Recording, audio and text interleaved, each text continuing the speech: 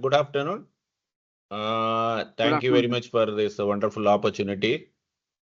Diabetic foot infections are a very simple faciocutaneous lesions, but the management of such a simple disease made very complicated due to wrong understanding of its subject.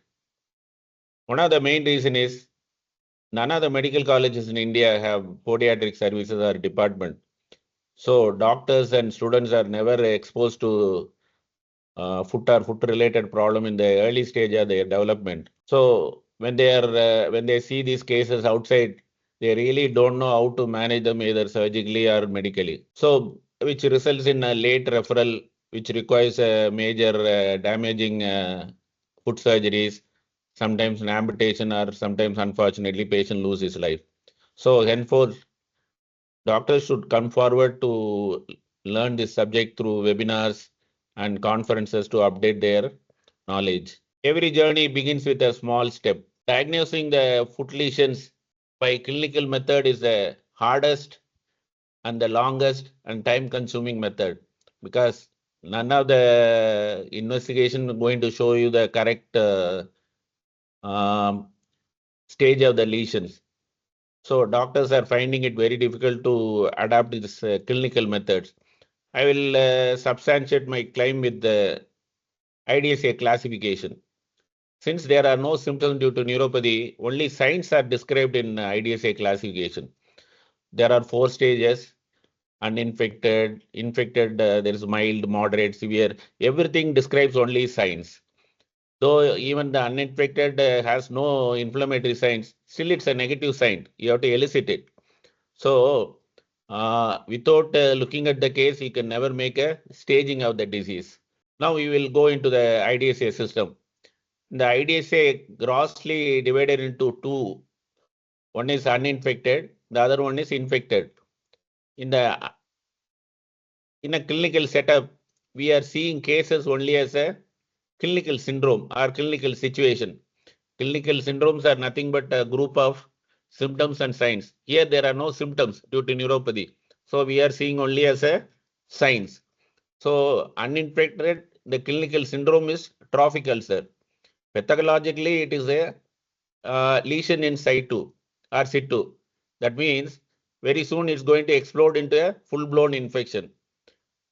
In the infected lesions are broadly divided into mild, moderate, and severe. Mild has one clinical syndrome that's called cellulitic syndrome. The cellulitic syndrome has our regular cellulitis, erysipelas, lymphangitis, folliculitis, furunculosis, or carbuncle. The pathology is acute. Moderate, I have artificially divided into early and late to accommodate this clinical syndrome. When in moderate early, when the deep fascia is involved, it's called necrotizing fasciitis. When the tendencies are involved, it's called compartmental syndrome. In moderate late, when the bone is involved, it's called osteomyelitis. When joints are involved, it's called arthritis. Development of gangrene itself is a late stage. So pathologically, it is a chronic lesion. In the infected severe, one of the mild or moderate becoming septicemic. The clinical syndromes are SIRS and modes. Whereas in the pathology is metastatic. Now what was confined to the foot, now it has become a widespread infection. There is another dimension to this problem, time.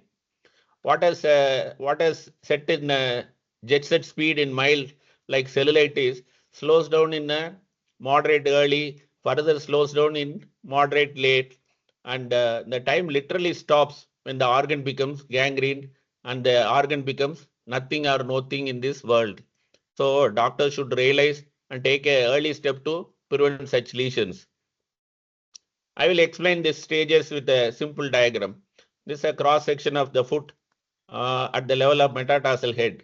This is 1, 2, 3, 4, 5 toes with the and that brown color is the intervening interosseous muscle.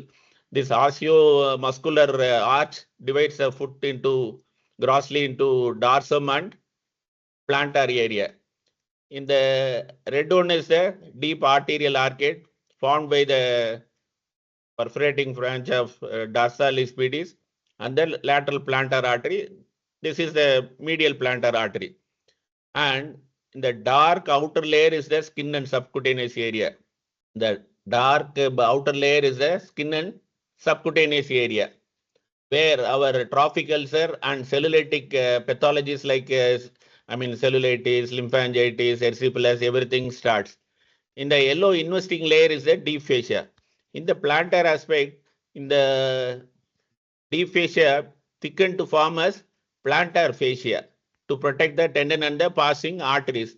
The same plantar fascia give rise to intermuscular septum on either side of the foot to divide the foot compartment as big toe compartment, middle compartment, and little toe compartment.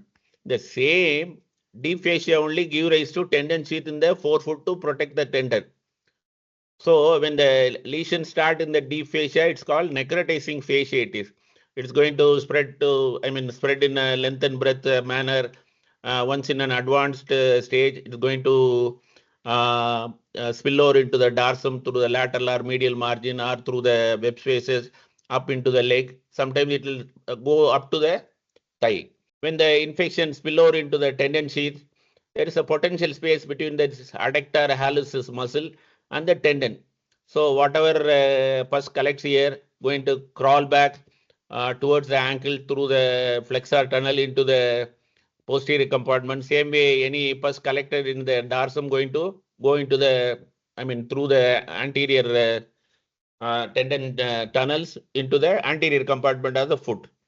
So still no proper treatment is forthcoming.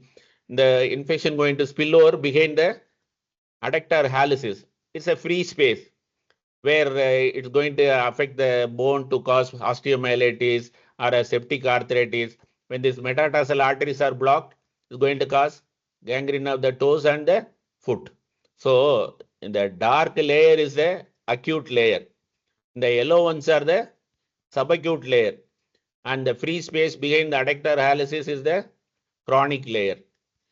Since all these layers are well fused in the forefoot, hindfoot, and the dorsum, many of these stages merges very early. Whereas due to distinct anatomy in the midfoot, all these stages can be appreciated very well. Now we will go by the clinical syndrome.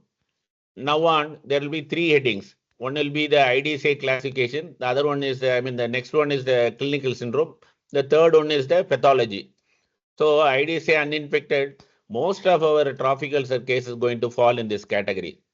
All the other infected cases like mild, moderate, and severe has to be treated well and downgraded to this stage, uninfected stage. So trophic ulcers are the golden hours in the management of diabetic foot lesion. Because of the lack of symptom, many of the lesions go unnoticed because patient doesn't show to the doctor. Neither doctor, make the patient to lie down to see such a unnoticed lesion. So it goes on for many years. So these lesions can be easily compared to a smoldering volcano. As long as it remains silent, things are fine. Once it erupts, there's going to be a catastrophic lesion. So doctors should take care of these lesions in the beginning itself. Now we are into the infected lesion. IDSA is mild. Clinical syndrome is cellulitis. It is acute in pathology.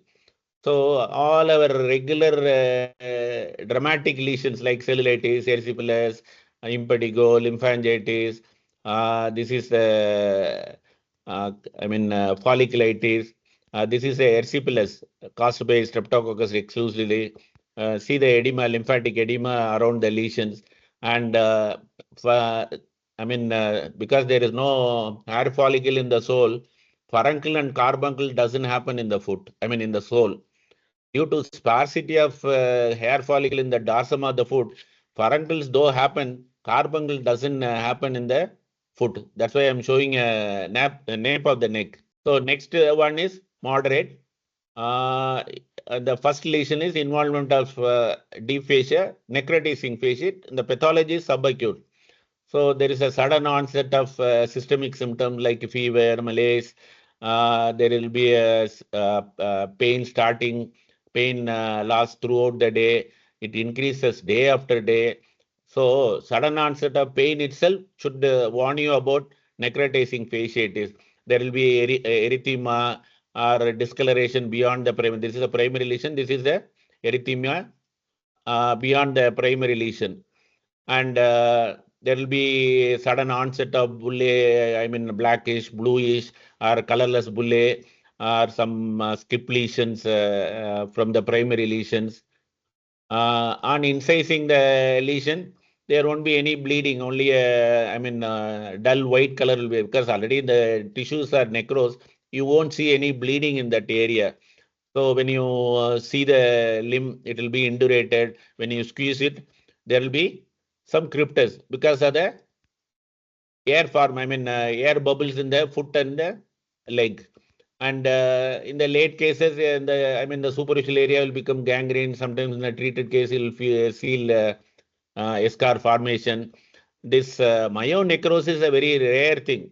It happens in the leg when it affects the muscles. You will see the compartmental syndromes like this 6 Ps, pallor, paresthesia, paraparesis, and paralysis. This one is a lesion caused by mucormycosis. See the necrosis of all the muscles. So that organism is involved the arteries very early in its course of the disease. So you have to identify this lesion to diagnosis. So you won't have a very clear-cut thing. You have to keep seeing to identify this problem. Even upper limb is not spared by this necrotizing fasciitis. The next lesion in subacute is compartmental syndrome, involvement of tendon and tendon sheath. Now see that the patient will become more sick because more than the spreading lesion, the collection of pus only gives more systemic signs. A lesion started in the big toe, now progress through the hallux tendon, and there is a collection of pus in the, medial arch. There will be fullness of, in the arch. There will be induration of the leg. And the tendon or bone will start appearing in the base of the ulcer. This is a tendon. This is a tendon. Bone is shown out because already the tendon got ruptured. When you probe the lesion, it will go very deep. When you put a probe and squeeze the proximal area, there will be pus flowing out of the ulcer. What you, popularly known as milking sign. There will be straightening of the toe because of the rupture of the tendon. See the rest of the toes are, clawed. The involved toe alone has become straight. And when you look at the X-ray, I forgot to mention that in necrotizing fasciitis, the air bubbles will be widespread, whereas in compartmental syndrome, it will be confined to the one compartment because it is involving the tendon and tendon sheath. It is in this picture, a particular picture is in the posterior compartment of the leg. When it comes to chronic, that is osteomyelitis, septic arthritis, and gangrene, and the clinical, clinical syndromes are arthritis, osteomyelitis. The pathology is chronic because all this, the bone changes won't happen in the X-ray won't show all the changes in the early stage. It will take at least 3 to 4 weeks to show a classical picture of erosions, periosteal reaction, fractures, everything. So you have to strongly suspect whether the patient has reached this stage. How do you suspect? In the forefoot, there will be a gangrene or a septic arthritis or a pre-existing ulcer. When there is an involvement of multiple web spaces in the forefoot, when the lesions are found on both sides, both plantar and dorsal, it has gone through the other structures like bone, tendon. So you have to strongly suspect already patient has reached a chronic stage. Whereas in the heel, there will be osteomyelitis of the calcaneum, or there is a rupture of the tendon. So it should warn you about the patient reaching to the final stage of the disease. But what are the specific things you should sometimes observe?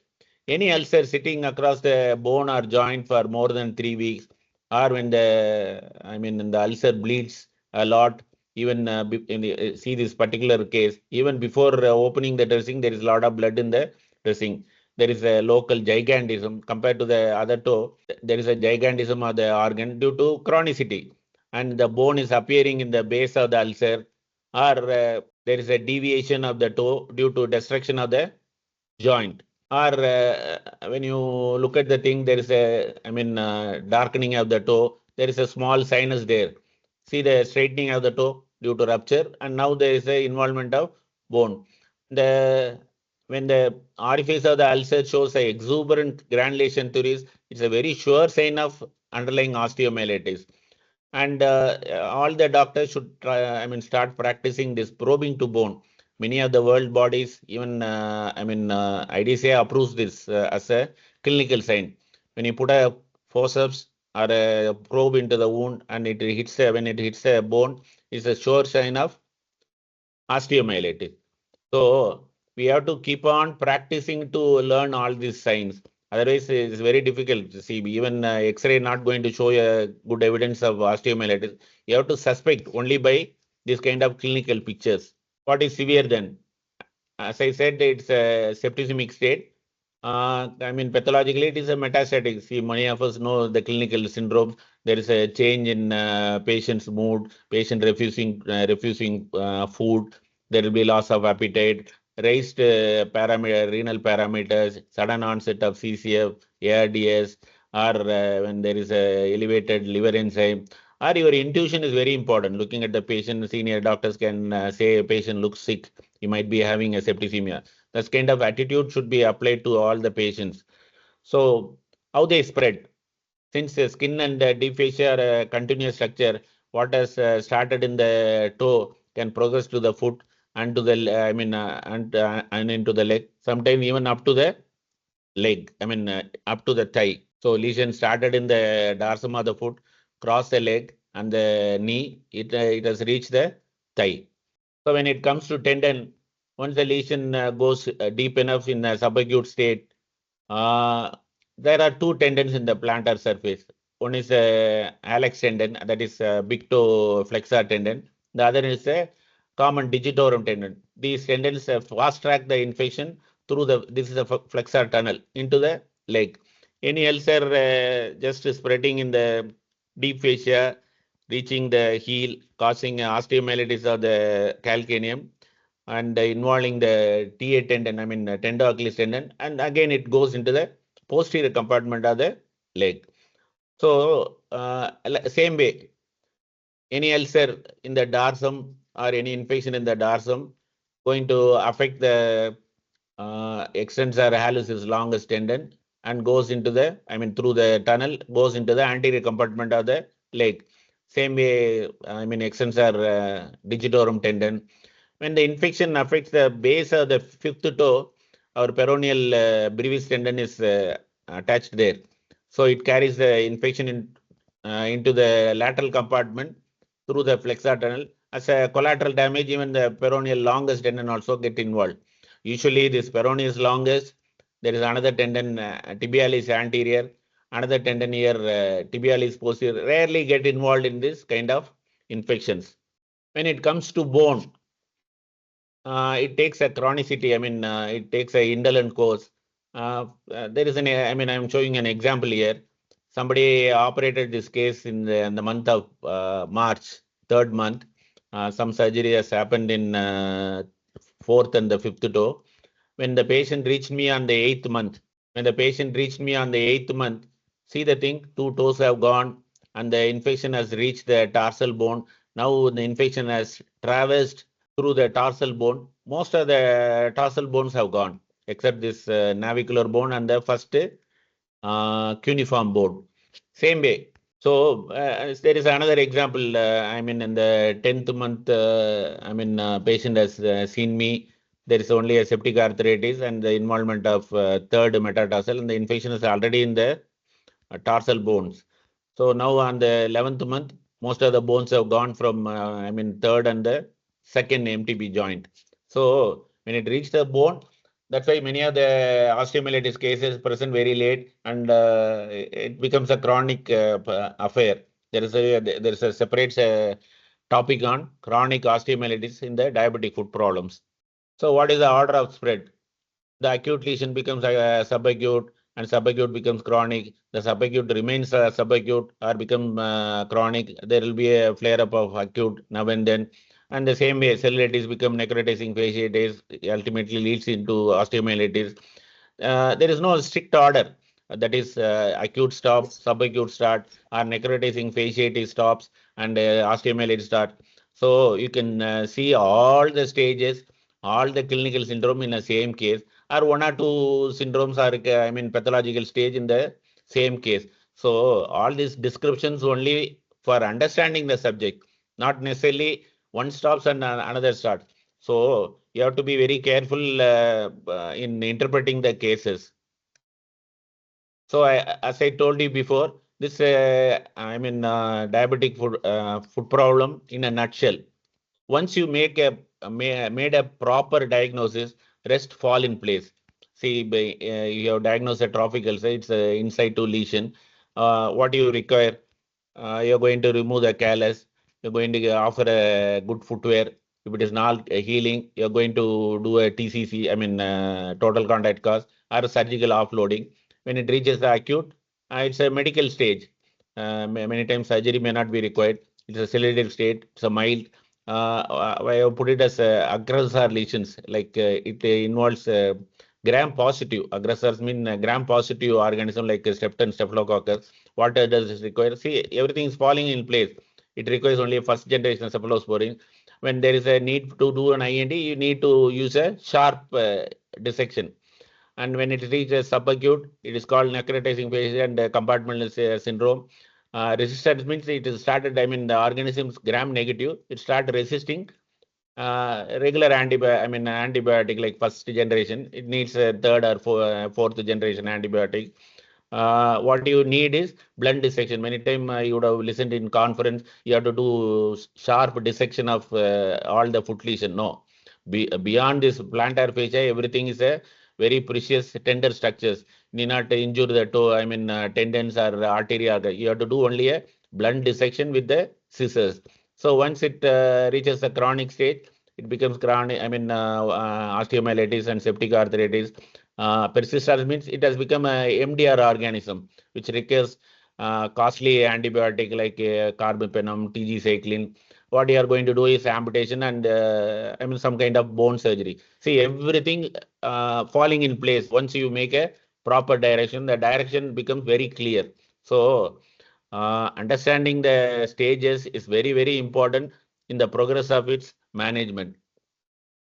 Yeah, I have prepared 2 slides. Here I have mentioned gram-negative MRSA in chronic MDR and CR, what antibiotic is required, the carbapenem, TG cycline. This kind of high-class antibiotic you might require once the patient becomes chronic. So you should never allow even with the use of all these high-class antibiotic, sometimes you don't succeed also. So you should be careful not to allow the patient to progress from subacute to chronic stage. It's a very difficult stage to manage. So after going through this, that taking that first step, baby step of rightly diagnosing the foot lesions by clinical method is a big stride in its proper management.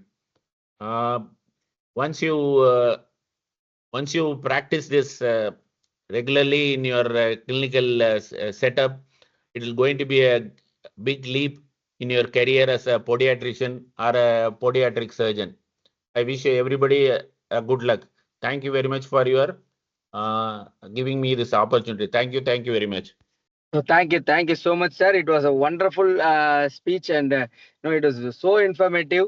And I would like to invite Dr. Gopalakrishnan sir to moderate this session. Sir, your thoughts and your input, sir, please, sir. Offloading in plantar diabetic foot ulcer by speaker Dr. Giridharan Shanmugam. He is a senior assistant professor in Bharat Medical College in the Department of General Surgery. Over to you, sir. Good evening, sir. Am I audible to everyone? Yes, sir. Nice. So, thanks to Anbarandan sir for giving a very good introduction for today's topic on diabetic foot ulcers. As sir rightly said, the trophic ulcer stage, which is the in situ stage, is the golden hour for us to prevent major complications in diabetic foot ulcers. And as today's theme for our topic is to prevent amputation, we'll be seeing about how, in the stage of trophic ulcer itself, we can prevent the progression of diabetic foot ulcers by simple methods which can be done as an outpatient basis by everyone, even a general practitioner who is practicing in a clinic in a remote village can also help prevent the formation of diabetic foot ulcers by following certain very important and critical practices which helps them and helps the patient to improve his mobility and at the same time also protect his feet from diabetic foot ulcers. So I will go into my presentation. So today on my topic, we'll be starting with the etiopathogenesis, followed by the classification, then how to do offloading dressings, the footwear which are required or the mobility aids which a patient will require, then followed by surgical offloading and advanced therapy that we follow for patients who are immobile and also have diabetic foot. So what is offloading? We have often heard of this term called as offloading. What is this offloading? Offloading has been defined as any measure to eliminate abnormal pressure points and to promote healing and prevent recurrence of a diabetic foot ulcer. So offloading is also used as a primary measure to prevent diabetic foot ulcers and also as a secondary measure in patients who are already gone into the chronic stage and then again come back to the subacute or acute stage. So in those patients where they are in the recovery phase, offloading helps them to also maintain their mobility and also to prevent again further progression into the acute and chronic phase. So the foot, as we know, is the main organ of our mobility. So we have the different phases of our walking. In that, different forces are applied on our foot. So based upon the dynamic forces and the stationary or mobile or static forces, we have shear force, compressive force, frictional force, and tensile force. So shear force is the force when the material is moving, that is in a dynamic stage, two or more directions at the same time. There are single or multiple loads occurring on the foot, which causes the foot to have multiple forces acting at it at the same time. The second force is the compressive force, which is a static force, which occurs when material is pushed or squeezed between two or more loads. Then you have another dynamic force, which is the frictional force, which is a force which occurs when the material moves over another material, creating a drag across the material surface. And the final one is the tensile force, which is again another static force when a material is stretched between two or more opposing forces. So to understand these forces more, I will show you a few diagrams. So as you can see, the first one is the uh, shear force. So here, as we walk, we have the heel phase, we have the sole phase, and finally the takeoff phase. So when the sole hits the ground, during that time, the shear of that heel hitting the ground causes a load, and that tensile force has a counter force in which the ground exerts a force on our foot. So these two forces act in two opposite directions in two different planes, causing a shear force. So that's the first type of dynamic force that we saw. The second one is the compressive force or the compression force, which is caused when we are standing. So the force of our body's weight acts on the sole, and at the same time, the ground exerts a force on the sole, causing compression of the sole between these two forces. That is the second type of force. The third one is the frictional force. This mostly occurs during our contact of our sole with the footwear that we use. So in case of loose fitting or a mobile type of footwear, when we move against the footwear or the ground, the footwear itself causes a friction between the sole of our foot, and this force is called as a frictional force. The final force is again the tensile force, where when we are in a standing phase, the tendon and muscles or the plantar arches pull the skin upwards, pull the subcutaneous fascia upwards to maintain the heel and the arches, and this itself also causes a type of force known as a tensile force. So these four forces interact with within the sole to produce our walking, to enable us to balance ourselves and also to protect the foot from the different from the carrying our body weight. So if there's any abnormality in any of these forces, that causes excess pressure in one part of the foot alone, and that can lead to this trophic ulcer formation. So here I control you. So you can see where you have all the four forces coming into play in a single diagram. You have the anterior and posterior forces, the tensile force coming on from the ground, the rotational force or the compression force. Then you have the frictional force caused by the footwear interaction between the footwear and our bony structure, the sole of our foot. So all these forces will have play in developing of these tophic ulcers. So in a diabetic foot, other than these forces, there are also secondary changes which occur, which causes changes in the posture, changes in the structure of the foot of the patient. So one of them is the small muscle atrophy. So because of most diabetic foot ulcers, patients come in the older ages, also have additional diabetic neuropathy. This causes small muscle atrophy, which is muscle weakness and deformity. There is also increased plantar pressure. There is also motor impairment caused by shortening of Achilles tendon, rupture of the plantar fascia. Most common deformity that we see is the equinus deformity. Then another thing in diabetic patients is this non-enzymatic glycosylation of soft tissues, especially the soft tissues in the ligaments and tendons around the periarticular structures like joints. So this causes joint immobility and joint fusion. So this joint fusion decreases the interplay between the different joints of the foot, thereby causing gait abnormalities. And this gait abnormality in turn causes more friction in one particular point of the sole, which leads to tophic ulcers. So most common classification for diabetic foot ulcers, as you all know, we use the Wagner's classification, where grade 0 is pre-ulcerative lesions, grade 1 is superficial ulcers that may penetrate into dermal tissue, grade 2 is deep ulcers in which the ligaments, tendons, or joint capsules or bones are exposed, but without any abscess or osteoitis or infection. Grade 3 is deep ulcers are complicated with presence of any abscess or osteomyelitis and joint sepsis. Grade 4 is localized gangrene involving only a part of the heel or a toe, and grade 5 is a global foot gangrene.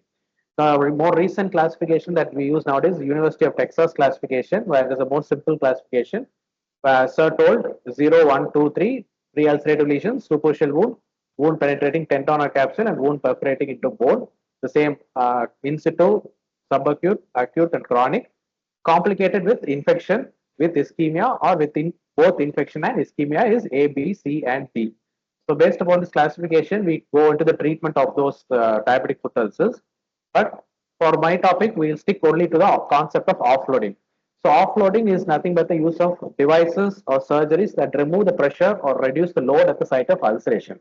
So this improves healing of the ulcers, and also as we know, the diabetic foot ulcers occur at the sole because of the repetitive injury occurring, and which is also unrecognized by patients because of the diabetic neuropathy.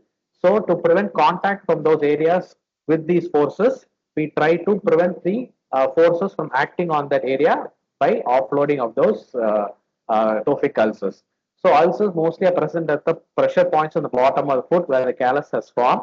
So if a neuropathic patient continues to walk on that ulcers, every tissue, every step that he takes, it crushes the new tissue or the healing tissue that is attempting to heal and attempting to organize and fill the soft tissue. So that is why we are trying to offloading. The name itself says we are trying to prevent the load getting into that soft tissue area. So how does offloading work? Offloading works by reducing the pressure and the shear forces at the site of ulcer. It reduces the motion of the joints of the foot and decreases the number of steps or loading cycles per step. So here you can see this is always the pressure indication of a foot. We can see the abnormal loading which occurs in this patient, especially in the lateral side because of the diabetic foot ulcer. The patient, as you can see in his foot, he also has lost his medial two toes. His second toe has also got less pressure applying on it because of a secondary ulcer that has occurred.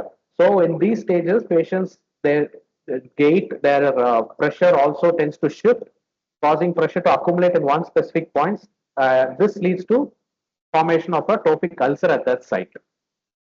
So how non-operatively we can prevent the formation of tophic ulcers or help to heal the tophic ulcers is by methods like surgical dressings, by using footwear or mobility aids, and finally the gold standard, which is total contact cast.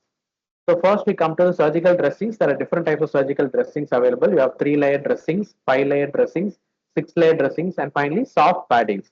So we'll go into each one by one. These can be applied in our general day-to-day practice and as an outpatient.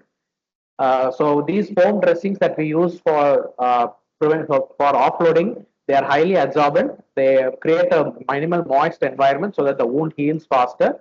They are made up of breathable material so that the wound is not in an anaerobic state, which promotes growth of anaerobic organisms. They are non-adherent so that they don't stick to the sole and they itself don't cause any pressure. They are flexible and they conform to the gradient of the foot, and they also sometimes contains antibiotic materials like silver, which prevents the growth of bacteria.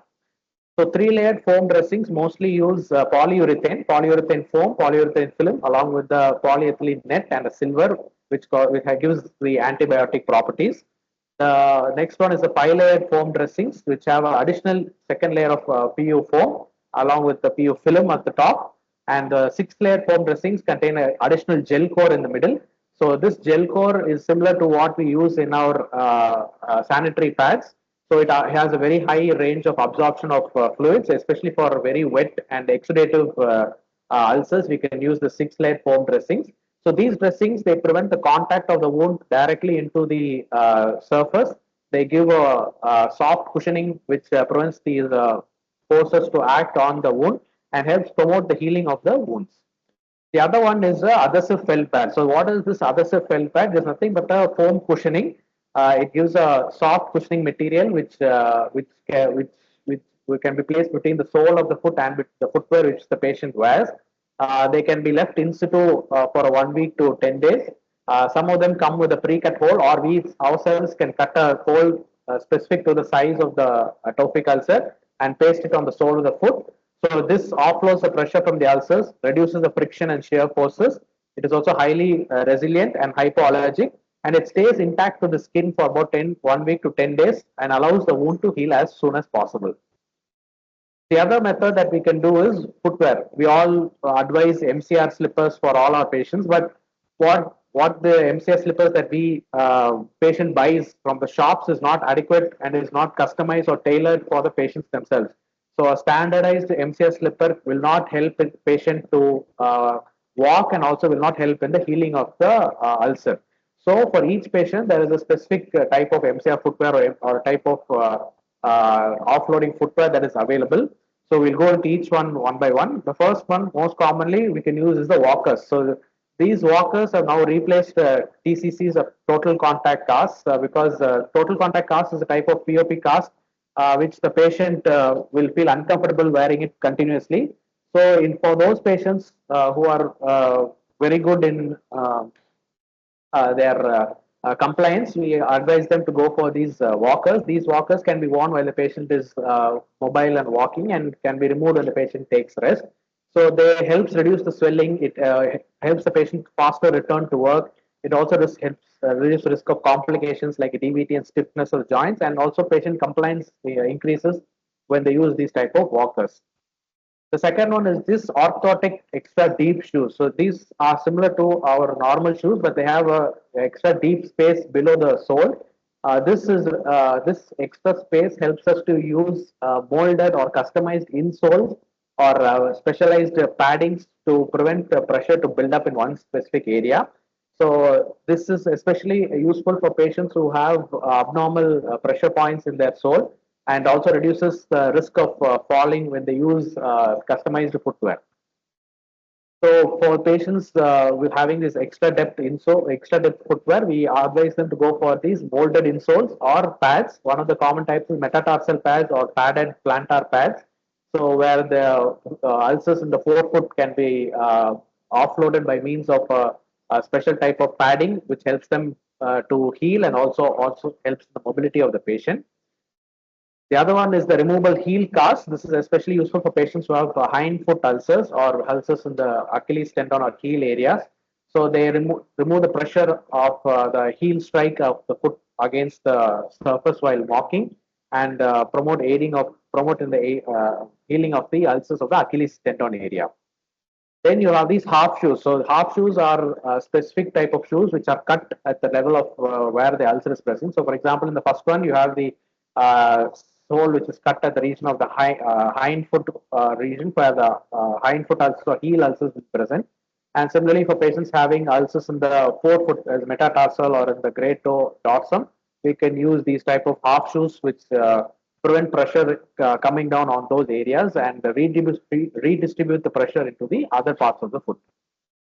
Then finally, the gold standard for all these offloading mobility aids is the total contact cast. So total contact cast is nothing but a type of POP which is applied over the whole leg up to the knee. So in this patient, you can see there is a ulcer in the midfoot area below the great toe. So for this patient, initially we do a foam dressing or an exudative dressing around the ulcer. This is followed by application of a compression stocking or a stocking device. And the stocking device is then rolled over with a roller gauze or a roller bandage, cotton bandage. Finally, we apply the total contact cast using a POP and allow the POP to set in the neutral portion of the leg. But one of the disadvantages of this method is that it is cumbersome, it requires a lot of expertise and also patient compliance, because most patients will not be willing to keep the foot in this cast for long periods of time. Gold standard for offloading of mid and forefoot lesions, and also for patients having neuropathic non-contact plantar, non-infective plantar ulcers. Because the patient is put into the cast, we cannot do any dressings, we cannot look up for the any improvement or any worsening of the ulcer condition. So therefore, for non-infective neuropathic ulcers, TCCs are the gold standard. The other modes that can be used for prevent pressure from getting the foot is use of mobility aids like wheelchairs, walkers, and crutches. But most patients do not prefer this because they seem to look like a more sick person, and society tends to avoid them when they use these kinds of aids. So for these patients, the other component that we can go for is surgical offloading. So the components of surgical offloading deformities linked to peripheral neuropathy, which create instability and hyperpressure points that subsequently develop ulcers, or skin lesions which have underlying bone deformities, which can then progress to deep tissue infections, resulting in abscess formations, septic arthritis, and osteomyelitis. So the first step in any offloading surgery is debridement of the hyperkeratotic and callus skin surrounding the wound edges. So here in this ulcer, you can see the surrounding hyperkeratotic and callus skin, which is preventing the wound from healing. So what is this actually? This hyperkeratotic and callus skin is the body's own defense mechanism to prevent pressure from going into the ulcer area. So the body tries to build up extra layer of epidermis, stratum corneum around the ulcer, so that pressure is redistributed to that callus and not into the ulcer area, and so that the ulcer then starts healing. So, but this callus itself will form impediment for our healing process, because this callus will not give a proper exposure to the wound and will not allow the wound to heal or close very fast. So first we have to debride the callus and the hyperkeratotic skin around the tophic ulcer. This is for the coaptation of the wound. That is, we try to approximate the wound and bring the wound to as close as possible. That can be done using sutures. We can do compressive dressings. We can do now latest, some people are using even zip ties, surgical zip ties, which are available, which can causes partial and step-by-step contraction of those wounds. This is followed by certain surgical procedures, like one is tenotomy. Tenotomy is nothing but we cut the tendon, like especially the distal flexor tendon tenotomies, and also Achilles tendon release for patients having club foot or any flexure deformities. So this flexure deformity causes again pressure to condense or concentrate in one region. So when we release the tendon, the foot becomes flat and the pressure again redistributes all around the foot. So for that we do stenotomies. The other one is the bone deformity correction. So a long-standing tophic ulcer, the patient will have bony deformities. So for those to remove the excess bone and to correct the bony deformities, we can go in for exorcectomies, condylectomies, and finally arthrodesis and fusion. So exorcectomy is nothing but resection of the plantar bony protrusions. So here, this is only done when there is a primary closure of surgical site is available, or we can also leave the wound open to heal by secondary intention. Otherwise, we can do dermal substitutes like split skin grafting, local packs, and local muscle transmission or rotation flaps to close the tophic ulcer. So here in this image, you can see there is a overgrowth of bone in the plantar aspect of the first metatarsal of the metatarsal head. So this itself causes excess pressure on that region of skin. So if we remove that bone growth, we can interpose that area with a dermal substitute or by a muscle flap or a local flap, which then causes an extra bit of cushioning in the subcutaneous space, which then allows the skin to heal. The other one is the condylectomy, where you remove the metatarsal head. This is especially useful for midfoot and especially metatarsal area tophic ulcers, because of the excess pressure which is pushed by this metatarsal head over the tophic ulcer. And finally, the last procedure, bony procedure that is available is arthrodesis. This is done for patients having severe deformity and instability like Charcot foot, or patients having recurrent ulcerations, or failure of non-operative management like total contact casts and other offloading devices, and patients having deep infections like osteomyelitis, which is present in conjunction with severe deformities. So this deformity, this arthrodesis, it addresses the deformity correction. It reduces pressure and helps in healing of the ulcerated area. It prevents recurrence of the ulcers. Long-term instability of the foot is also corrected by this arthrodesis. And the offloading is done by a type of internal offloading, which alters the foot's biomechanics, improves the sensory impairment, and restores protective sensation, which reduces the risk of future ulceration of the foot. But arthrodesis has a lot of complications. It can include wound infection, wound breakdown, non-union of the bone, failure of the arthrodesis causing stress fractures, amputation in severe cases or with uncontrolled infection. The final method that we employ to cover the area is done by skin flaps, either by split skin grafting or fasciocutaneous flaps like lateral plantar flap, dorsalis pedis flap, myocutaneous flaps, and also by free flaps. The advanced treatment that is available to cause offloading in these patients in the sole is by plantar factor augmentation. This is done either by injecting silicone in the subcutaneous space to augment the subcutaneous space and to redistribute the pressure over the sole, or by autologous fat pad transfer. The other method is negative wound pressure therapy. This is especially very useful for more for dorsal foot ulcers, but now we are trying it for plantar foot ulcers. Here we apply sponge dressing over the ulcer and cover it with a adherent film, which is completely vacuum tight, and then this is connected by means of tubing to a vacuum pressure, and pressure is maintained around 120 to 150 millimeters of mercury, which then sucks out all the exudative material and also promotes angiogenesis and wound contraction by approximation of the wound edges. The other one is hyperbaric oxygen therapy. Here, patient is asked to breathe 100% oxygen in a pressurized chamber. This causes increased oxygen delivery to the distalmost parts of the foot. It stimulates healing and reduces infection.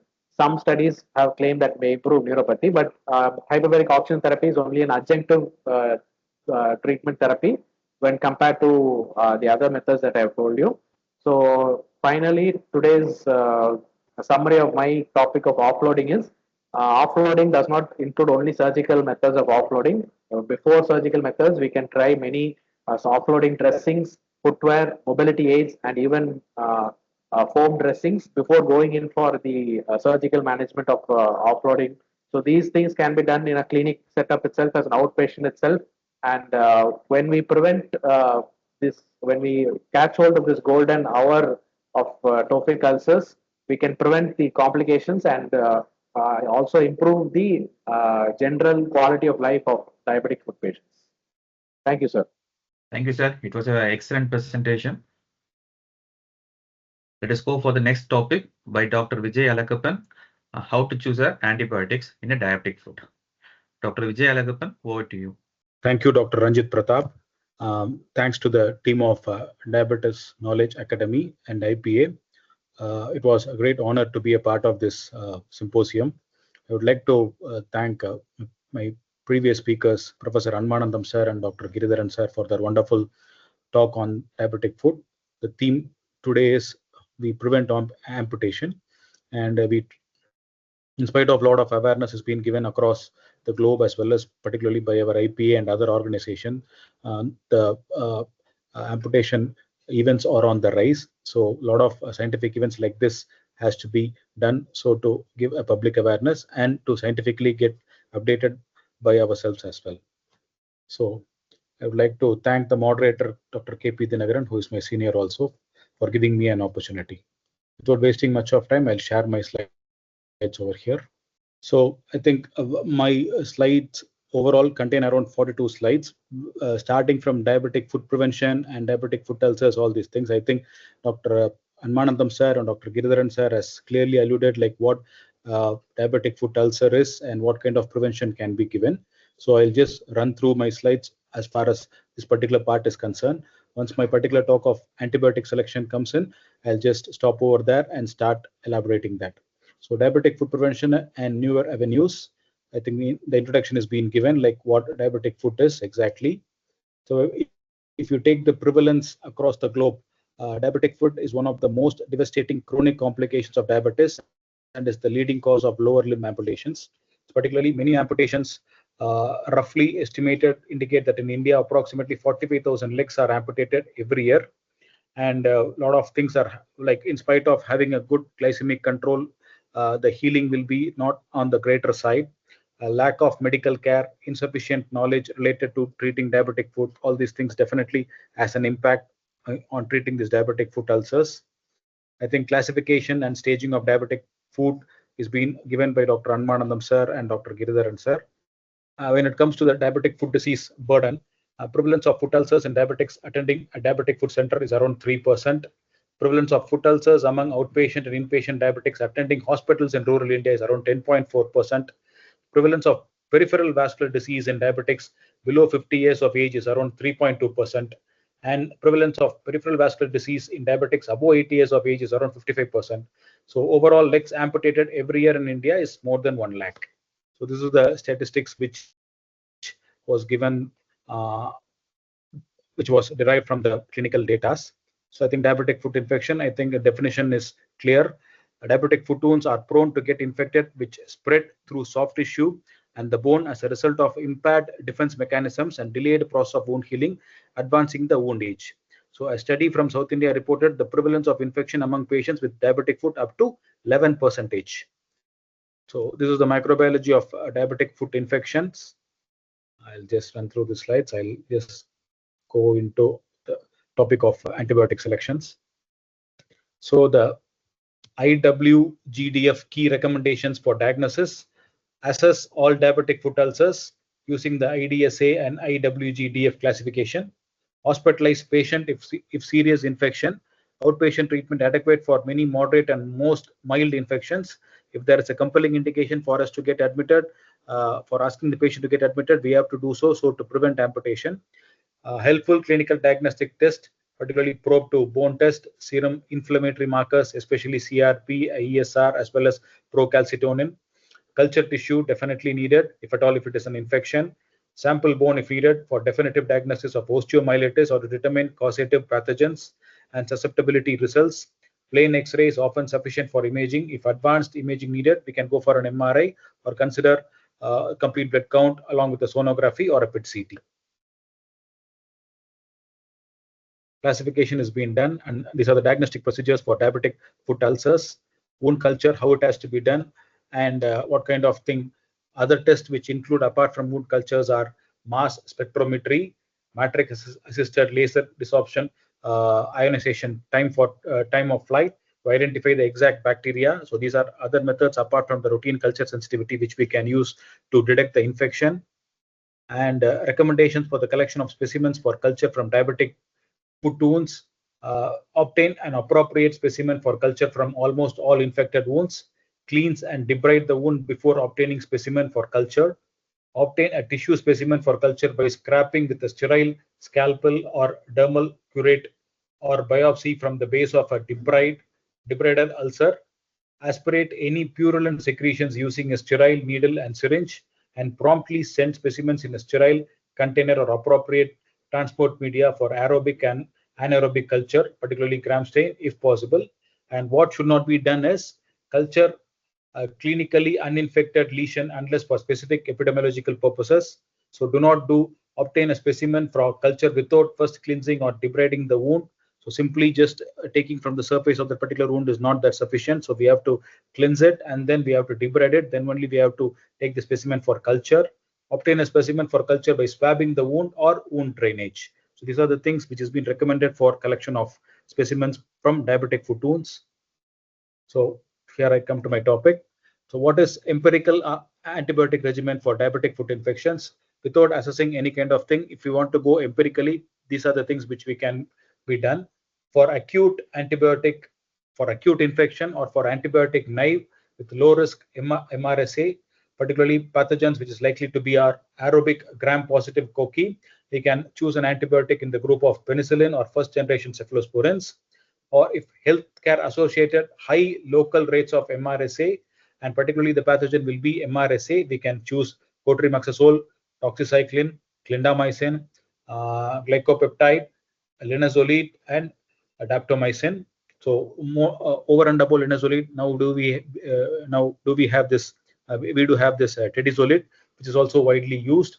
If it is a chronic previous antibiotic treatment has been given to the particular diabetic foot infection, and likely pathogen to be gram-negative bacilli or gram-positive cocci and anaerobes, we can think of using beta-lactamase inhibitor, second or third generation cephalosporins, group 1 carbapenem, and fluoroquinolones. All these things can be considered for chronic infections. If for a necrotic gangrenous ischemic limb foul order, with the foul order, particularly a pathogen should be likely to be gram-negative bacilli or gram-positive cocci and obligate anaerobes. We can choose an antibiotic in the form of clindamycin, metronidazole, fluoroquinolones, beta-lactamase inhibitor, and carbapenem for these kind of necrotic gangrenous ischemic limb with the foul order.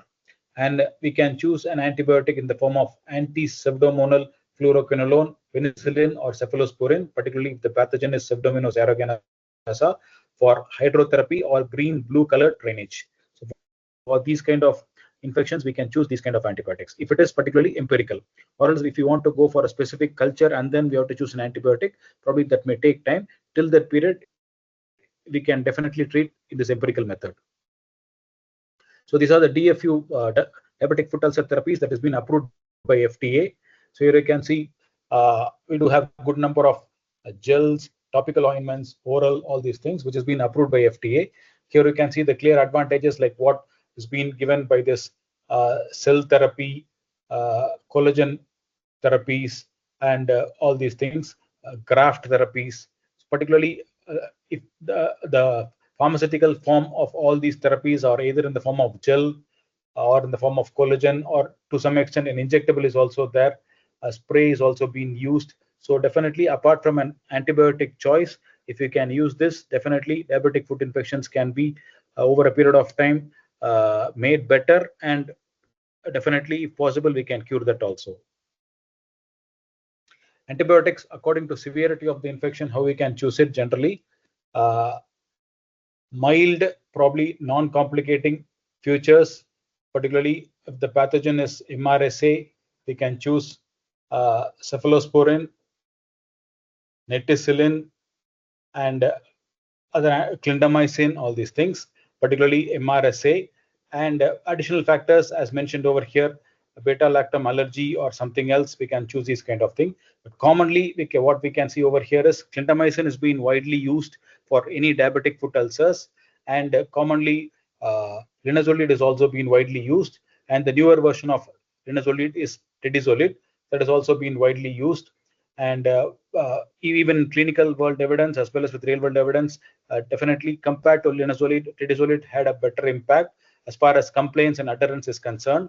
So when it comes to moderate to severe infection with the additional features of non-complicating features, some kind of allergies, all these things, MRSA resistant, streptococcus, all these things, we can consider using second or third generation cephalosporins, and to some extent carbapenems can be considered.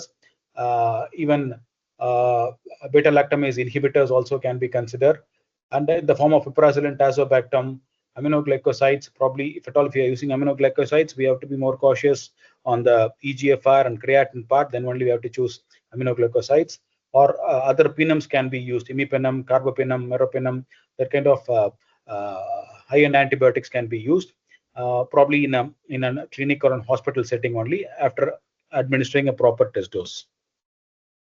So when it comes to antibacterial drugs, as mentioned over here, with the particular pathogens in the form of Staphylococcus aureus, Pseudomonas aeruginosa, E. coli, I think almost all the antibiotic which we commonly use in our day-to-day practice has been given over here. Depending on the MIC level or the frequency of usages, we can choose it. I think commonly if it is related to oral diabetic foot infections, so oral antibiotics, particularly related to diabetic foot infections, we'll be choosing linezolid 600 milligram twice a day or clindamycin 300 milligram twice or thrice a day, depending on the severity. And we do use other form in the form of If at all, if it is something like an empirical treatment, particularly with IV antibiotics, we can consider using penicillin. Cotrimoxazole is one of the main antibiotic which I've come across with a lot of pathogens, which has come in the culture with a lot of good pathogens. And if it is an injectable, ceftriaxone, cefuroxime, all these things can be considered. Tigecycline, quite expensive, but definitely it gives its own result. So for these organisms, Staph aureus, Pseudomonas, and E. coli, almost all the antibiotics are being widely used. Depending on the particular sensitivity of the particular infection, we can use it. But commonly used antibiotic in our day-to-day practice for diabetic foot infection is linezolid and clindamycin. Over and above, if there is a requirement for us to give an IV antibiotics, we'll be considering using carbapenem, meropenem, or in the form of piperacillin, tazobactam, and to some extent clindamycin in IV form also. Optimizing antibiotic treatment for diabetic foot infection, a study from a tertiary public healthcare center in Puducherry, South India. So here we can see the organism isolated were various organisms, E. coli, Proteus, all these things. The most susceptible antibiotic for E. coli was tigecycline in that particular study, which was done in Puducherry, and most resistant antibiotic of ceftazidime or cotrimoxazole. When it comes to this pathogen of Proteus vulgaris, the susceptible antibiotic was amikacin, piperacillin, and tazobactam. The resistant antibiotic was ciprofloxacin.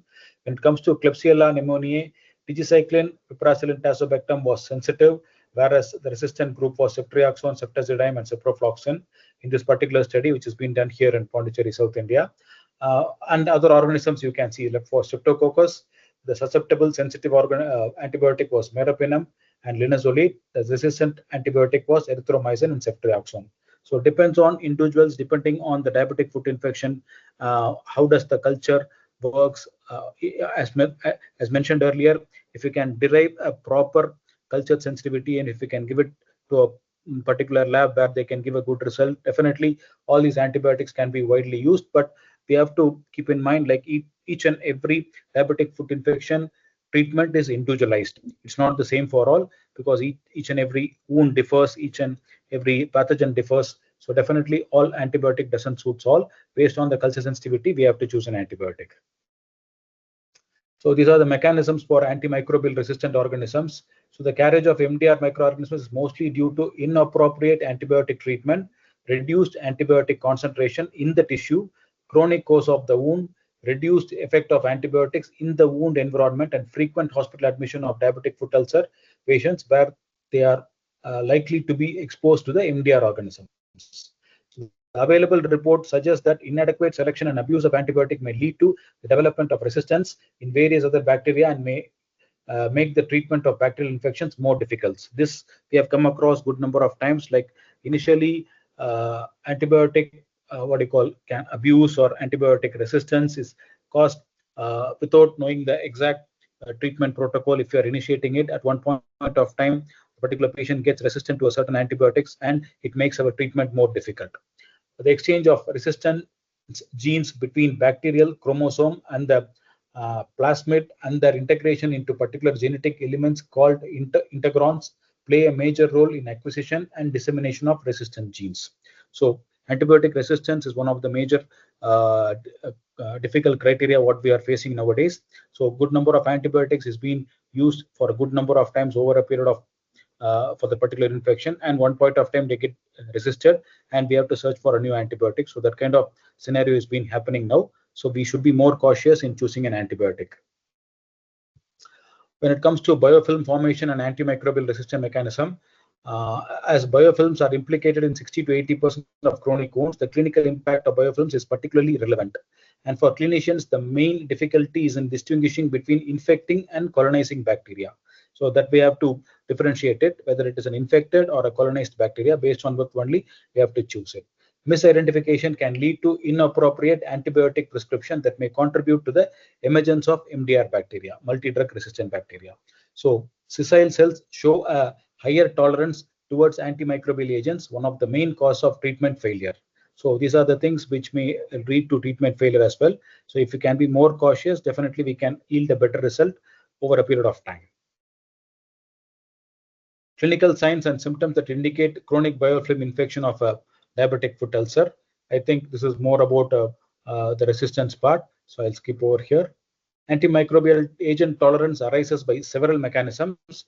We do have inability of drugs to penetrate through the polymeric matrix, the lack of intracellular accumulation of antibiotics due to excessive production of glucagons by Pseudomonas aeruginosa, increased expression of efflux pump genes in gram-negative bacilli. All these things are one thing which antimicrobial agent tolerance arises by by these mechanisms. So I'll just skip all these things. I'll just go into the antibiotic. These are the novel antibiotics for the management of resistant pathogens in diabetic foot infections. So you can see methicillin is being widely used, vancomycin, daptomycin for Staphylococcus aureus. When it comes to Pseudomonas aeruginosa, piperacillin tazobactam, meropenem is being used. When it comes to Enterobacterococci, piperacillin tazobactam and meropenem is being used. Novel antibiotics, the current treatment protocol, what we are following is this one. The novel antibiotics that definitely could be used for treatment is ceftriaxone, tedizolid, as mentioned earlier. Now, apart from this linezolid, we have been using a lot of tedizolid, ceftazidime, ceftriaxone, and ceftriaxone, celestostatin. All these things are widely used over here. And when it comes to the pathogen of Enterobacter, we can definitely consider using ceftazidime, meropenem, another group of antibiotics, which is imipenem and all. Definitely that will. Previously we were using the routine piperacillin tazobactam, all these molecule, where most of the patient got resistant. So if that is the case, then we can consider using these novel antibiotics, which is definitely useful in treating diabetic foot infections. This is the flow chart showing the cascade of implementing antibiotic stewardship. So probably if there is no proper facility to do a culture sensitivity and all, we can try with that empirical antibiotic, whatever has been told here in this particular slide or the previous slides, based on which we can treat the patient over a period of time. Probably after 3 to 5 days, we can see the difference in the wound, and based on that, we can take a call. Probably if a proper facility of doing a culture sensitivity is not available, then this is the method which we have to follow. But mostly nowadays, culture sensitivity is being widely done across all the clinics and hospitals. So the algorithm for implementing antibiotic stewardship from the WHO point of view. So presenting the patient will be presented in a certain form, and based on which we have to classify as far as the grade is concerned, grade 1, 2, 3, and 4, and clinical criteria has to be taken into consideration. And apart from that, examination has to be done, and then we have to choose an antibiotic based on the culture sensitivity or an empirical treatment, and then we have to proceed further. As far as IWGDF and IDSA guidelines on the diagnosis and treatment of diabetes-related foot infections, what they clearly told us, as mentioned earlier, the primary part for any diabetic foot ulcer is having a good glycemic control, then choosing an antibiotic based on the culture sensitivity. And over a period of time, a proper culture has to be derived. As mentioned earlier, we have to clean the wound, we have to debride the wound, and then only the culture has to be taken. And probably a proper culture sensitivity will reveal a good choice of infection, particular pathogen, and based on which we can choose an antibiotic. And if we can continue that particular antibiotic for that particular therapeutic dose over a period of time, definitely along with doing a regular day-to-day dressing and having a good glycemic control with regular antibiotic, definitely we can prevent the diabetic foot infection into getting into a gangrenous state, or else leading to some kind of amputation, that we can definitely prevent it. These are the proposals for empirical antibiotic treatment as far as the treatment protocol is concerned. So depending on the pathogens, depending on the culture sensitivity, we have to choose the antibiotic, and over a period of time, we have to monitor that. And if at all, if the particular antibiotic is resistant, immediately we have to switch to some other antibiotic based on that particular culture sensitivity. And over a period of time, we can monitor the wound, and that also clinically will tell us whether the patient is improving over a period of time or not, based on which we can change the antibiotics. So duration of antibiotic therapy according to the clinical situation, that is one major important thing. Like because some of the antibiotics which we withdrew it somewhere around 2 to 3 days or maximum 5 to 7 days time. There are some antibiotics which has to be given over a period of maximum 2 to 3 weeks also. So that duration is definitely needed, and we have to calculate that, and we have to assess that particular situation, and then we have to go with that exact duration of antibiotic. Initiating for a period of 2 to 3 days and then withdrawing it, changing to some other antibiotic is possible only if the antibiotic is not working, or else we can go with the same therapeutic dose for the good number of days which is being prescribed. So I think diagnosis and management, as mentioned earlier, it is the same thing: good glycemic control, debridement, and then giving a proper antibiotic, following it up regularly. Same thing. So prevention of antimicrobial resistance in diabetic foot ulcers: use antibiotics appropriately, practice good hygiene, isolate infected patients, follow guidelines by the IDSA for selecting antibiotics, educate the patient on diabetic foot infection, foot ulcers, and what are all the complications, use new diagnosis methods, regularly assess wounds. These are the things which we have to definitely follow for preventing any kind of diabetic foot ulcer or infection into a gangrenous wound. And this is the prevention method of for diabetic foot ulcers. So care for toenails, patient education is one of the major thing across any diseases. Appropriate footwear, foot examination, callus removal on if it is regular, we have to do it regularly. Blister treatment has to be done. Wound dressing, cure the infection over a period of time. Pressure relief has to be done with foot care, with proper footwear, either offloading footwears or some other footwears, but it has to be a customized one. Thank you very much, and I think I have done justice to the topic which was given to me. Thank you very much. Definitely, Dr. Vijay. It was an excellent presentation. It was a great talk, actually. Yeah, it was a great talk, Dr. Vijay. You have explained very clearly about the pathogens and the appropriate antibiotic to use and precaution we should take. Okay, well done, well done. And I request now Dr. Ranjit sir to introduce our next eminent speaker. The next topic will be Dr. Durai Nagarathinam. He's going to talk about complete guide for the management of pressure ulcer. He's practicing in Pudukkottai. Over to Dr. Durai. Dr. Durai is a very famous podiatrist in Nagapattinam, and Pudukkottai. And we know that how he started his practice in podiatry, and then now how he's shining in those areas, and he has huge practice with at least 30-40 patients every day. He's seeing pure podiatric cases, and he does all the procedures. So we are really proud of Dr. Durai. Proud of you very much. Thank you, sir. Thanks, sir. And my special thanks to Dr. Dinagaran, sir. In my last 8.5 years of journey, the only person, when I completed my IPA, the only person I know in Tamil Nadu who is one of the prestigious position in IPA is nothing but Dr. Dinagaran, sir. So when I completed in Delhi, I came and met him. Then only I went back to Pudukkottai. About myself, of course, I'm seeing diabetes and food cases. I completed my diabetology in Mogan's Diabetes, and I learned the art of handling diabetic foot in Delhi. Then Kolkata ILS Hospital, DFSI President Dr. Nyanasham Goyal, and Mahavijayan Hospital, Bangalore and all. Currently, I am practicing in Pudukkottai, and recently, around a couple of months before, I have started my first branch in Chennai, and within a year, we are going to start another 2 more branches, hopefully in Bangalore and Madurai. So thank you, because without IPA, it is not possible. Thank you all. So today, the topic of discussion is about complete guide for the management of pressure ulcer. So before going to know what are all the things we should know, we have to be very clear what are all the things we should not do. Because most of the time, even I assume that my idea is a great idea. But after 3 months of the patient's follow-up, the patient again come with the same problem. So things which we should not do in our day-to-day practice of managing diabetic foot. So anybody can guess this photo? This is the cross-section of callus.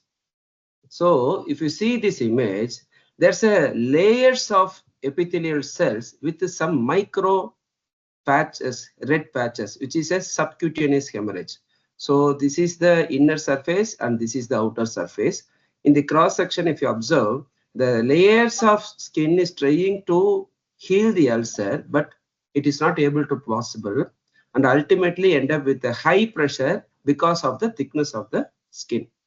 So the callus shaving, if we think that this is the solution for healing the pressure ulcer, is not. The callus is reducing the vertical pressure by an average of 28 to 30% for a transient period. After the callus, if the patient is wearing the appropriate diabetic footwear with the pressure of 17 to 14 mm of Hg durometer pressure, he can able to walk for the duration of maximum 2 to 3 months. But again, the callus will come. But without the diabetic footwear, appropriate diabetic footwear, that callus formation will be there within 12 days of duration. So if we think that the callus shaving will prevent the pressure ulcer, it won't. So the callus is simply a consequence of elevated vertical pressure. It has been suggested that neuropathy leads to excessive plantar keratosis. Removal of callus reduces the plantar pressure by an average of 29%. This is an excellent example for offloading. I have not done any callus shaving. If you see the image, I have not done any callus shaving, but inside, if you observe, there's a fantastic epithelialization is there. So everybody knows the internal and external offloading, but appropriate offloading for an appropriate pressure ulcer is very important. For this patient, we have to go for a surgical osteotomy because this patient having pressure due to clotto-induced metatarsal pressure creates a keratinized cells, forms callus.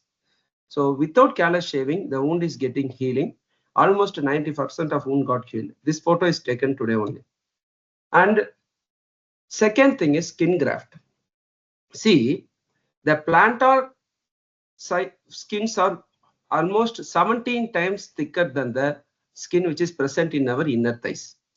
If anybody undergone surgery in the plantar site, we not only create a incision in the skin, also we remove the fat. See, the fat, the bone is floating in the fat. So if you remove the fat and if you create ulcer and closing the site with the skin, I don't think so it will heal. It may heal for a certain period of time. Again, it will develop an ulcer. So a simple skin graft won't be effective for a permanent solution. Of course, it will heal for some extent, but it is not a permanent solution. For some patient, thick skin graft may help. The other option is flap. Flap also an ideal thing, but flap is very useful in the ulcer which is present in the calcaneum site. So don't put skin graft in the forefoot ulcer, especially ulcers which is present in the metatarsals of the first 5 bones of the toes, foot. So skin graft won't, please don't do. And third one is NPWT, negative pressure wound therapy. See, this is the example of how the NPWT helps to heal the ulcer without a graft. So the negative pressure wound therapy enhances the granulation as well as reduce the edema. That is how the healing mechanism is happening when we put a NPW. But in pressure ulcer, already the ulcer will be there not less than 3 months or 3 years or 4 years. Even some patient used to come and met me. They said, one patient from Andaman used to say, "Sir, you are the 28th doctor for my problem." So in pressure ulcer, almost 9 out of 10 cases, there will be collateral circulation will be there. So if you take Doppler study, there will be a block. If you take angiocontrast, CT angiocontrast, there will be a block. But if you prick the site with a needle, there will be bleeding. So the block in the big vessels, and this ulcer was there for more than long duration of time, which leads to collateral formulation. This collateral formulation is purely due to non-healing ulcer. So the blood supply is trying to keep on creating microvascular to heal the ulcer. So when there is a sufficient amount of collaterals, even though with that the wound is not healing, for which if we put a NPWT, it won't help because it is a pressure ulcer. unless otherwise, if we reduce the pressure on a particular site, even with the NPWT, in my experience, sorry to say, don't think that I'm show off. In a day, I'm putting more than 80 dressings in my main branch, Pudukkottai. More than 7 dressing tables are I was using. So in my practice, I'm very clear that NPWT is very helpful. The ulcer which is present in the dorsum of the foot, not in the plantar site, but for the skin graft or the flap, of course, it is very helpful. So 3 things, keep it in mind. First one is callus shaving is not a permanent solution for pressure ulcer. Second one is skin graft. Third one is NPWT. So I would like to thank Dr. Aishwarya. She is a diabetic and food consultant of Dr. Durai's Diabetes and Food Care Specialty Center, Chennai, because she has shared me her our batch, our center's few of the photos. Today I requested, can I use the photo which you have taken in our center in Chennai? So she has gave a permission. So thank you. So this is a pressure ulcer. For this pressure ulcer, if we do osteotomy, it won't help. Don't do osteotomy for this patient because already the patient is having high arched foot. In this high arched foot, if we do osteotomy in the shaft of the metatarsal, the plantar fascia is already in the high tension and pushing the metatarsal to the downward side. So if you do osteotomy, definitely the wound will heal for some extent, and after 4 months or 5 months of duration, again this patient comes with a complaint of recurrent ulcer. So for this kind of patient, the tenotomy is the best option with anterior footwear or rocker bottom footwear. Front rocker bottom or anterior wedge footwear is the ideal treatment for this patient. Otherwise, better remove the head of the metatarsal. And this is another example of surgery-induced pressure ulcer. So he has lost his great toe, and I don't think so he's using a perfect ideal footwear. And because of the pressure which is facing in the great toe cannot be elicit, that's why the pressure is fall into the forefoot, which leads to pressure ulcer. And not only the pressure ulcer, if you see the gap between first interdigital and second interdigital, there's no gap. I'm very sure definitely this patient having interdigital fungal infection will be there. So for this kind of patient, we should not apply any lotions because any kind of maceration will worsen the fungal infection in the interdigital space. And also we have to treat this ulcer. For this kind of patient, better go for a ideal toe separation with forefoot osteotomy surgery. And this is another example. And I don't think so this the osteotomy will help because already the metatarsals are pushing towards the surface side, and he is having uncompensated rear foot varus deformity. So his whole body is bearing on the lateral aspect of the foot. So this patient definitely he will develop pressure ulcer.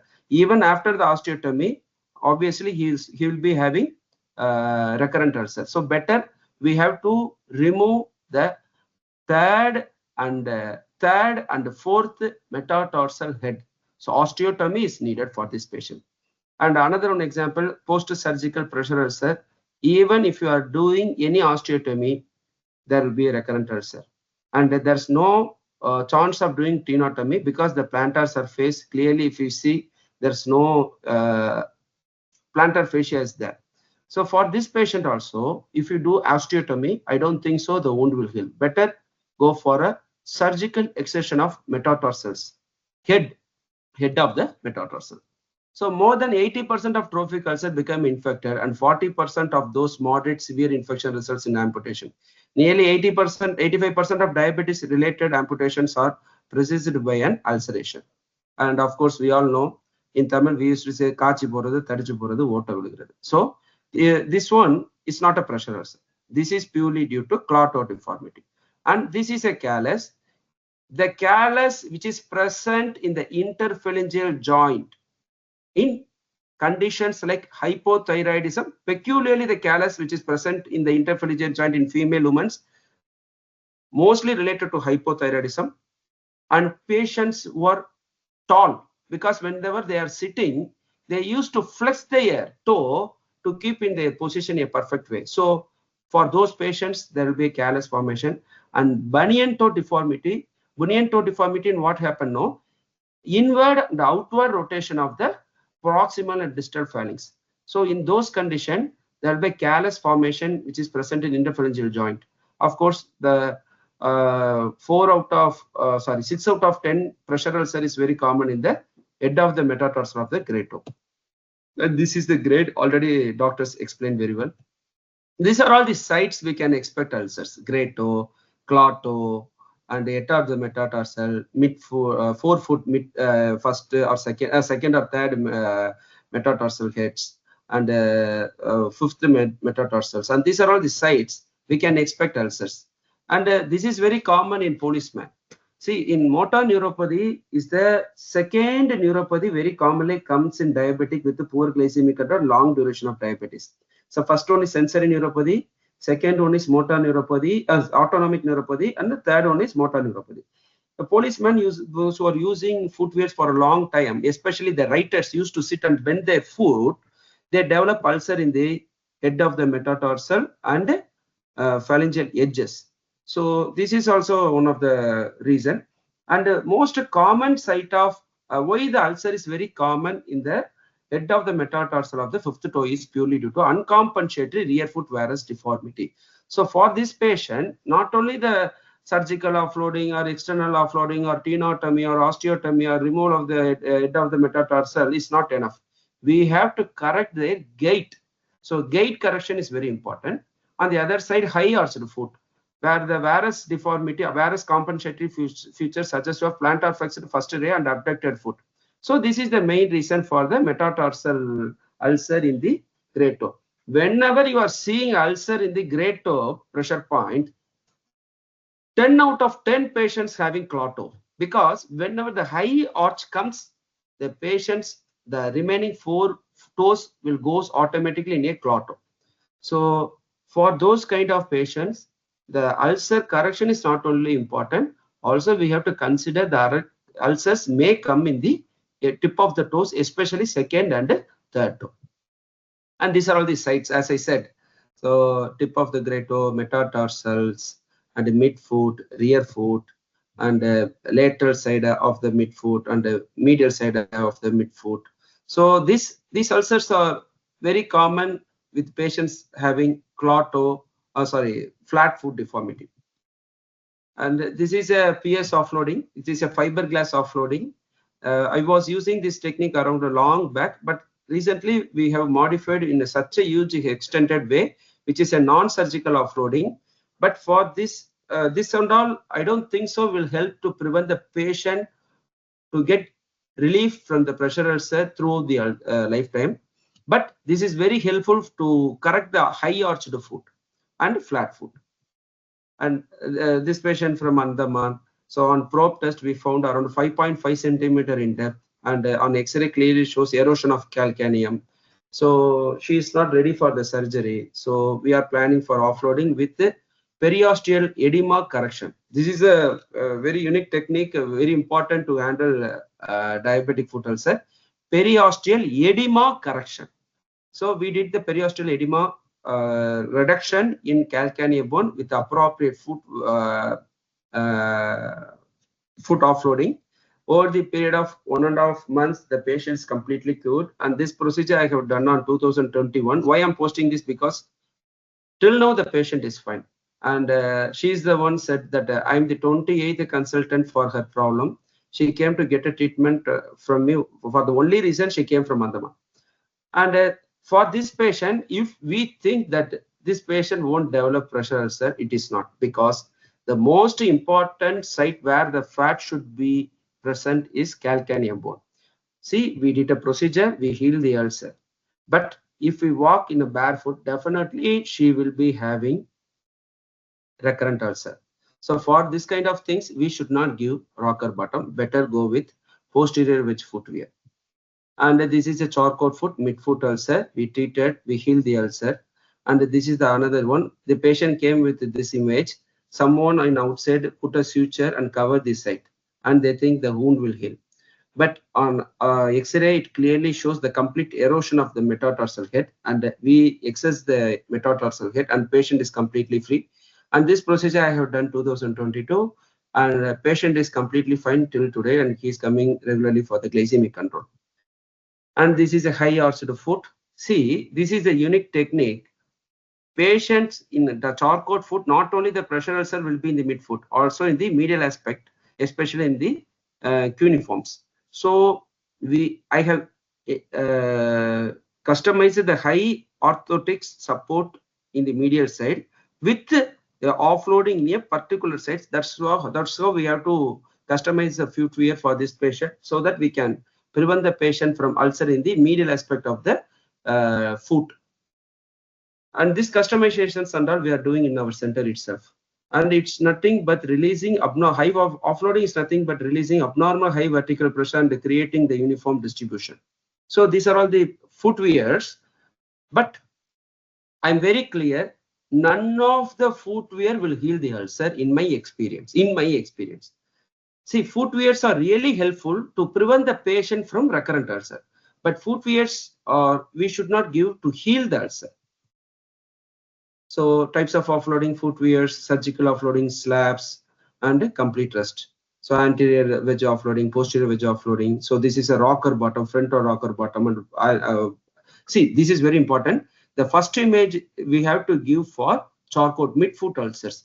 See, in midfoot ulcer, whenever the patient walks, the ulcer will again comes. So the weight should not be in a same side, for which we have to transfer the weight from front and back. So for midfoot ulcer, after healing the ulcer, we have to give rocker bottom footwear front and back. This is how we have to give for charcoal foot midfoot ulcers. And this is surgical osteotomy and surgical excision of metatarsal heads. And this is a total contact cast with a fiberglass, and this is a PS slabs. And what happens if we cannot take care of the ulcer seriously? Within 12 hours, this patient has lost his 2 toes.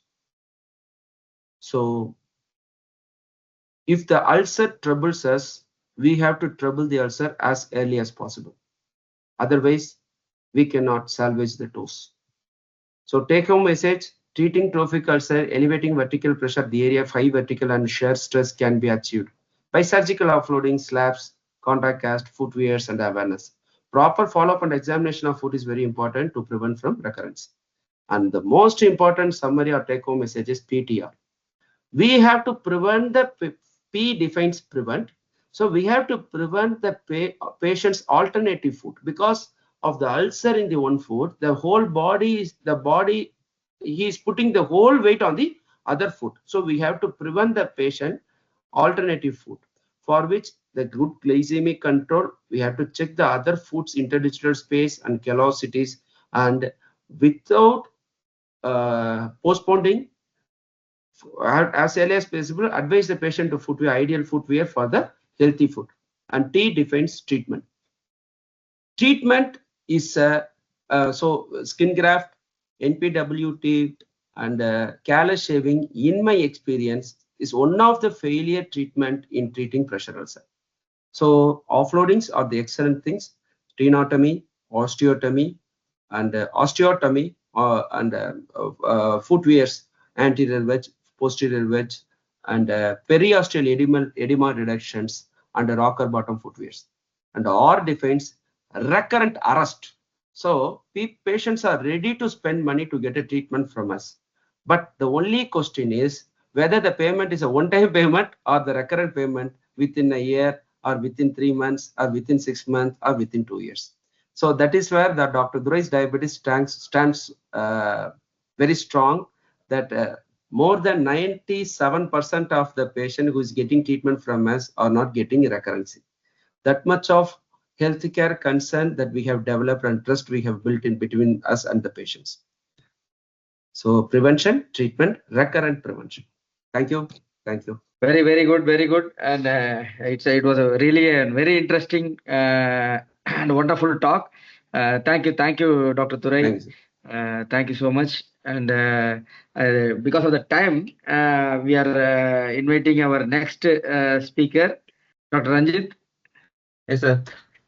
Next topic will be on what are the psychological issues by Dr. Premlal. He is a diabetologist from RIS Medical Center, Thrissur. Over to you, sir. So this topic is a wonderful And, topic that, yeah. Yes, sir. Yes, sir. It was a different topic. We normally used to see routine this topic, and where the psychological issue in the treatment of diabetic foot is one of the important factor that now all our colleagues also should start implementing. So I think it will be very interesting. Thank you, sir. Please start. And fears. The family members will be having whether the patient will be having amputation or not. And of treatment, that is procedural pain or outcome of treatment or side effects. Okay. And leaving an unfinished business that the children need to be educated, that the patient will be married, having a children, uncontrolled diabetes also, and he may be living outside India, carrying out his work, or he may be have taken loans which may be unfinished, or he may be having other things that he may be building a house or something like that, may be going in his life cycle. So there may be financial matters which has to be settled, and these things will not be revealed to the loved ones. Only the breadwinning member of the family who is having the ulcer also going through. So here the anger also will be there because the delay in diagnosis and treatment. Maybe delay in diagnosis means it will heal. And most of the time the patient will come and tell to the patient, I am having a diabetes where my body will heal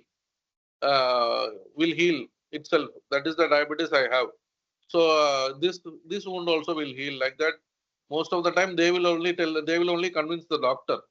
But this time it would not have healed. Minimum 6 months to 1 year, it would not have healed, and the delay in diagnosis or himself will be having that thing, and the family members will also be scolding him to delay the initiation of treatment.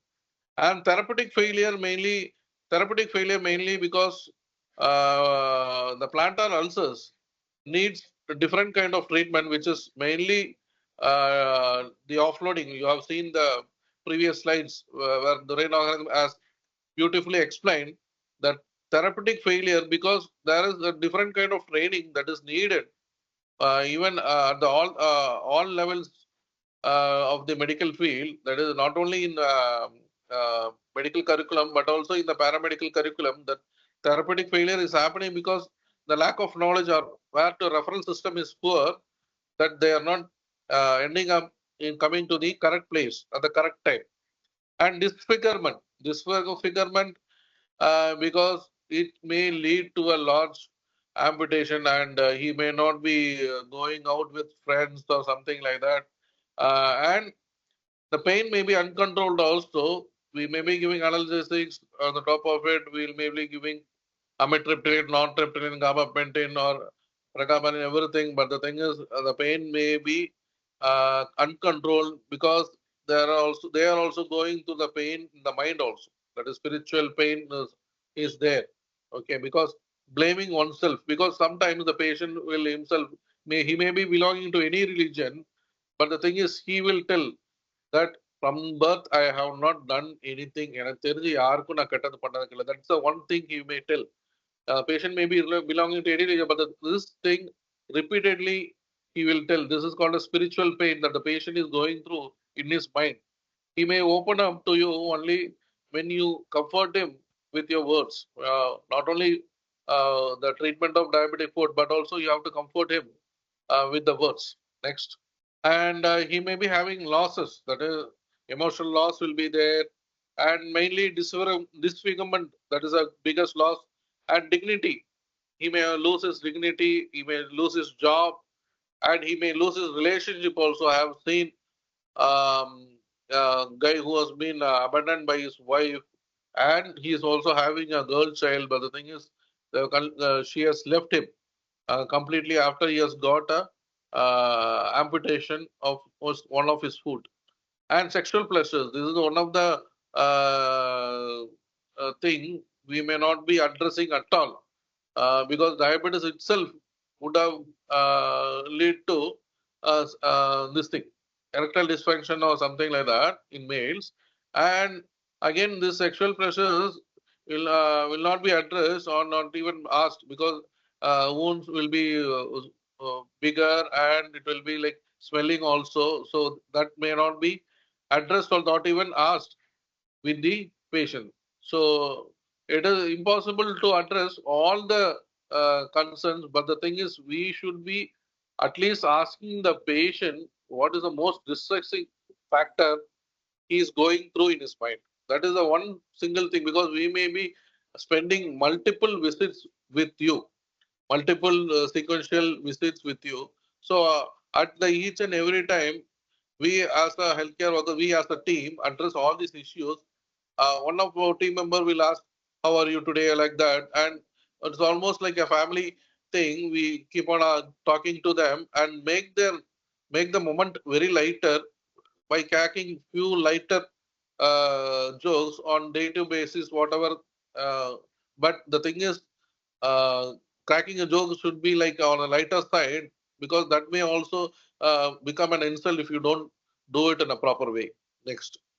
And psychiatric disorders. These psychiatric disorders, if you don't analyze initially, the wound is not going to heal at all. Once it may heal and go, but the thing is, repeatedly they will be coming.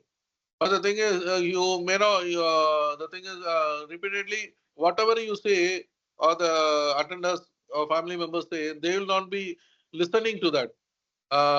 They will be like going with barefoot, or they will not be properly using the toilets. Whenever they will go to the toilets, they just wet the dressing with the either by urine or through the bathing this thing water or something like that. So psychiatric illness is there in between the treatment. We may not know whether it is unaddressed. We may not be able to heal it properly. So the thing is, we may need to know. And sleep disorders.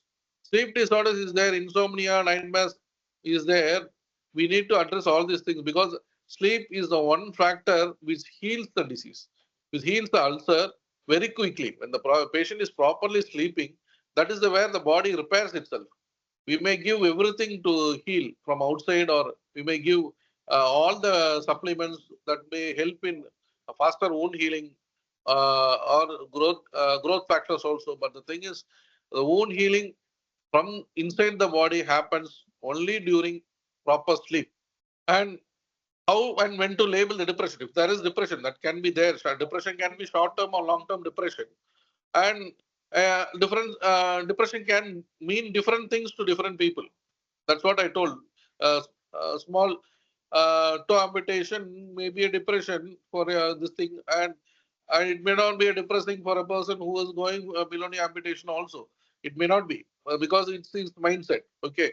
And existential response, personality style of pessimism, and reactive to life stress, transient discouragement, or clinical depression. Okay. And common symptoms of depression, you may know: apathy, motor retardation, pain, sleep disturbance, fatigue. Whenever is coming to you, you see him with chronic fatigue, or he's sleeping outside of your OP. You can just find out whether he's properly sleeping, or he's having depression or not. So frequent crying spells. Most of the time, we may see they are just into tears, and uh, even the family members will be in tears, whether the fear, because of the fear of losing a foot or toe. Okay. And discouragement with the future. Maybe the future is not there, because the wound is not healing. That is also there. That may lead to depression also. And risk factors for depression, we have to weigh. That is, social isolation will be there, because most of the people will not be coming to the house because of the smell. They tell, because it's coming over, too much of exudating wound is there. and along with the smell, this thing socially, the patient will be isolated, and recent losses and uncontrolled pain and past history of mood disorders and the advanced disease, advanced, that means it has advanced nearly gangrene or something like that, we may not be able to salvage it, establish gangrene. Okay, and substance abuse in the past or emotional reaction and terminal stage and delirium. So risk of suicide. Risk of suicide is also there if we are telling about the amputation or something like that or not. For common small ulcers, we may not feel this, but the thing is, risk of suicide is always there, and multiple physical symptoms. That is, helplessness will be there, delirium will be there, and burden. That is, as the stage advances, the burden will be there, and the finance, who is supporting him, who is coming, who is taking him for coming and as an attender who is coming along with them, they will also have a finance liability to repay all these things. And spiritual concerns, already I told you, some patients believe in karma or curse. That's why they keep on telling, I have not done any wrong to anyone. And why such a dreadful disease has come to me? Because I have not done anything. So these are the deep concerns they will be going in their mind. So the coping mechanism, mainly we have to tell them that this once the treatment have started, they will have goods once they see the result. That is, the wound has started healing.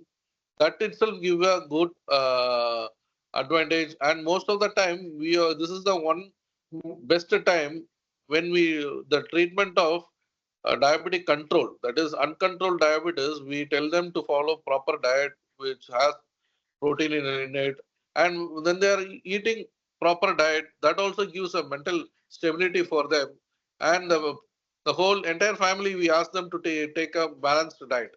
So this always leads them to a better diabetic control as well as to a better mental attitude.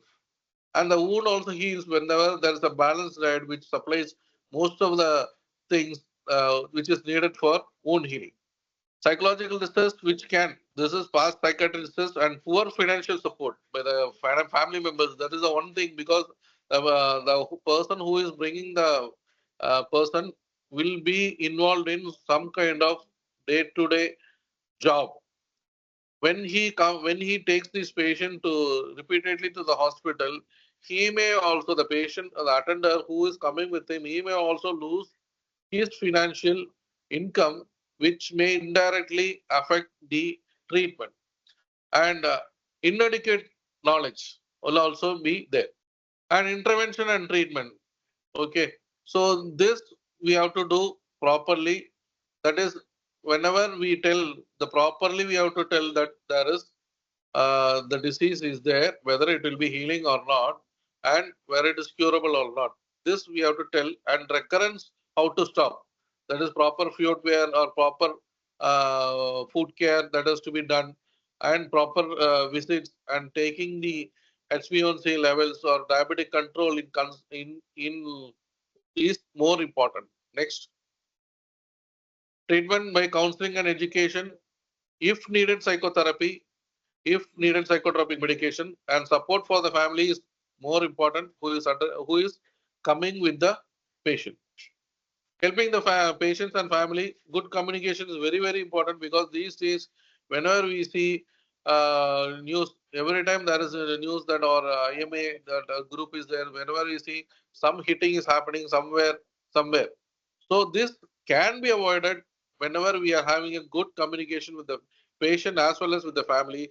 And what we do is we keep a consent whenever there is a change in treatment. We write a consent form and get its signature properly documented. And not only getting a consent, we just do it very slowly. That is in a way that they understand properly. They are not doing it in a haste. They very fast.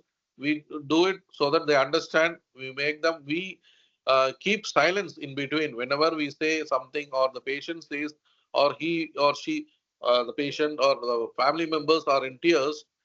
we just keep silence, because that is the way they vent out their feelings. And multiple times we need to keep observe this silence, and we need to spend time with who are having serious stress because of this. Preventive measures can be like counseling and the education at the time of diagnosis. We can do it. How far it is going, how far it will go, how long it can take.